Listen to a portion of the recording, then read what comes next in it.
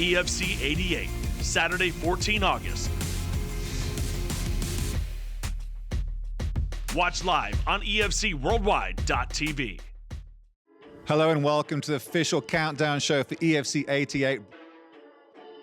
I'm Simon Stevens and I'm joined yet again by Melhor Campeão, the Wolf, Demarte Pena. Demarte, let's just take a look at EFC 87 before we move on, because it was a really cracking event. A lot of first-round finishes and a new reborn Luke Michael who submitted Dino Bagatine by rear naked choke in the first round. It was a cracking fight. I mean, absolutely. I mean, it was expected if the fight were to last longer. Obviously, Dino had an advantage because assuming that we would keep the fight on the feet.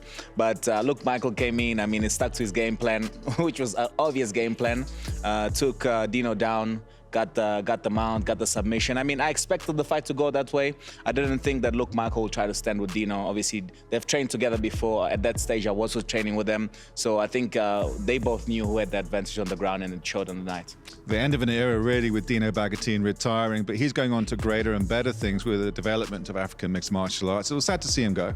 Very sad to see him go. I mean, he's a legend. I just remember that fight with him and Michiel Opperman. What a war. I mean, when he became the champion, it was one of the most exciting fights. I mean, he's a legend. I mean, the sad thing about the sport is that, you know, it's just short-lived. You have to somehow ride into the sunset, which he's done now. He's promoting mixed martial arts in Zambia. He's a coach there. So it's exciting times. I mean, we need more Africans to be on the top level of MMA. So it's good what he's doing. And a new rejuvenated Sizwe Mnakati now training at CIT in Hatfield and Pretoria, submitting Billy Erstays, and he looked great. He really looked good. I think a lot of people don't know Sizwe, but he's been fighting for a very, very long time. Even before I started, I think, doing my amateur fights, he was already fighting. I know this guy for a while. So he's a tough opponent. He just sometimes doesn't show up, but he's got a lot of potential, and only the future will tell where he goes from here.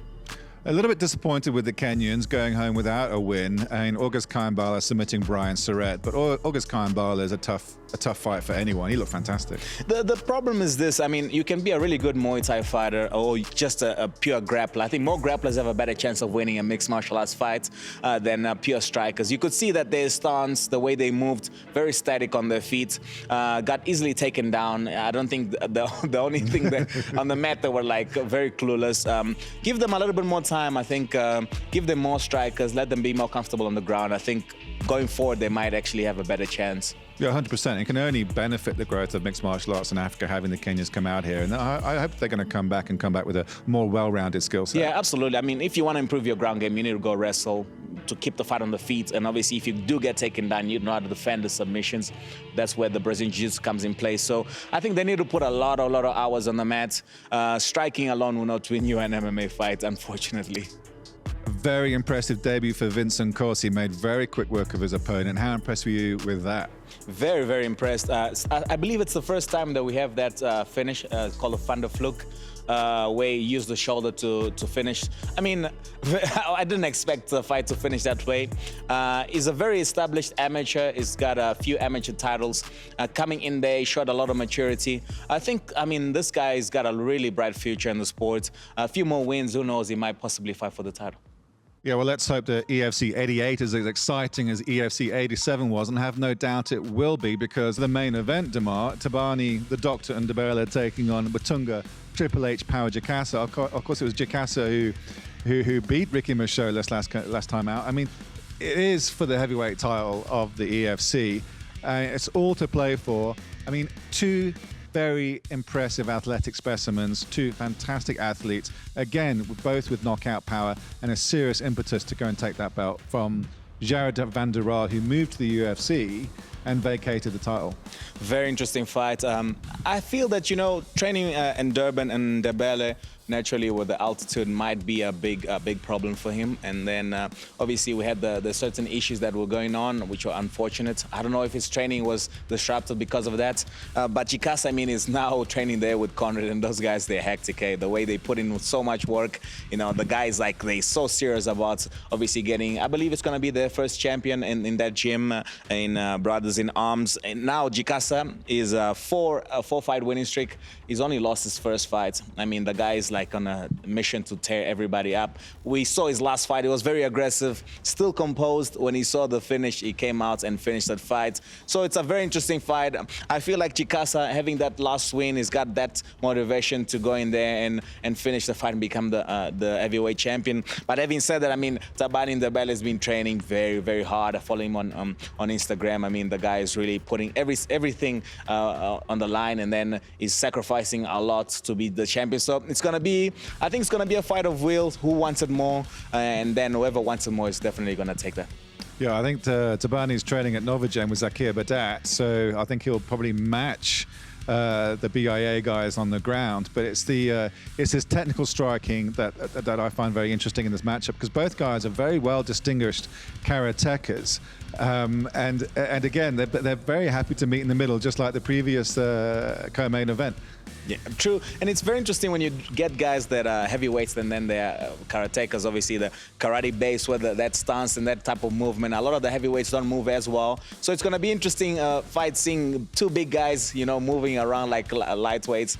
But the biggest difference, you're right, might be actually the ground game. I think maybe Ndebele's got a better chance on the ground. I feel that Jikasa's ground game is not as good as Ndebele. So Ndebele needs to try and go out there, mix up the in and out karate style, possibly get the fight to the ground, make sure that Jikasa gets tired first, and then hopefully in the later rounds look for that finish. Of course, Tabani Ndebele is a doctor that works for the State Health Department. He's been immensely busy throughout the pandemic for the past year and a half and hasn't been fighting because he's been serving the Republic of South Africa.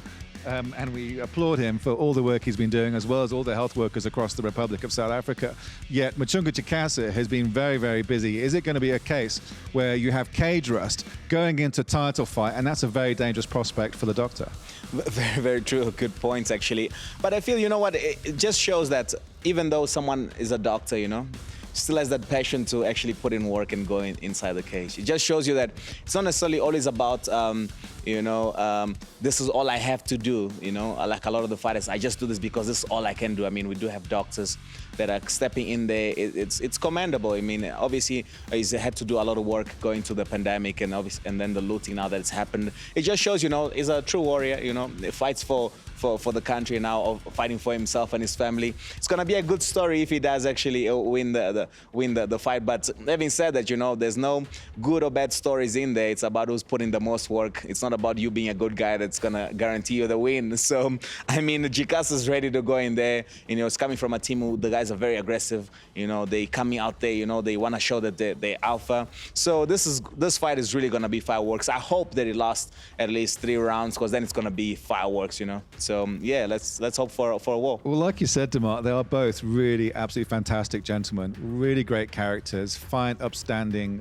people. I love both these guys. And you say it's not about being a great guy, but the title was vacated by Jared van der Raal, who went to the UFC, and we need guys like these characters who are not just fantastic athletes, but fine, upstanding gentlemen who represent EFC, who represent South Africa so darn well, and perhaps they will follow in the path of Jared van der Raal by going to the UFC afterwards, because the sport needs guys like Tabani Ndebele and Muchunga Jikasa. Absolutely. I mean, you do have the two polar, you know, you do have the extreme cases where guys that are very out there, they're respectful, but the sport needs that as well. And then you have guys, let's say, like a GSP, you know, more respectful fighter, but still goes out there and performs. So I think the sport needs all that, so that different fans can relate to different fighters. You know, we can't just have everyone is a Conor McGregor, you know, so there has to be a little bit of a balance. But these guys are obviously class acts, but they're going out there, you know, once you're in there, you're trying to take food off their table, they're going to come out and try to knock you out. So it's going to be a war. So good or bad, when they step in there,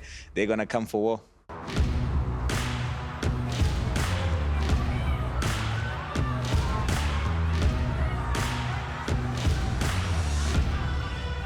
Muchunga's got this big smile on his face and then stood up and was very big from the ground. Just a bit of a distance just up and then it was, it was a good left on Jikasa. Rick is wobbled. Jikasa's coming in with big power strikes. Rick is going down. But charities are stopping it, and he's off. The Tonga Jikasa just smoked the apocalypse. And he's fought for the battle of phenomenal.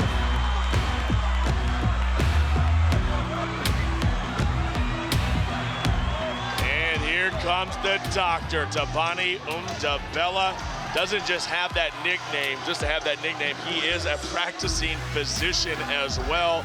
Big shots. Straight up This wants is to what fire you down the paid your pipe. money for, folks. He's in trouble. Wincing in pain is Ivan Stratum. And there it is. The doctor is in. What a win. When he's not helping people, he's hurting people. Taking out Ivan Stratum.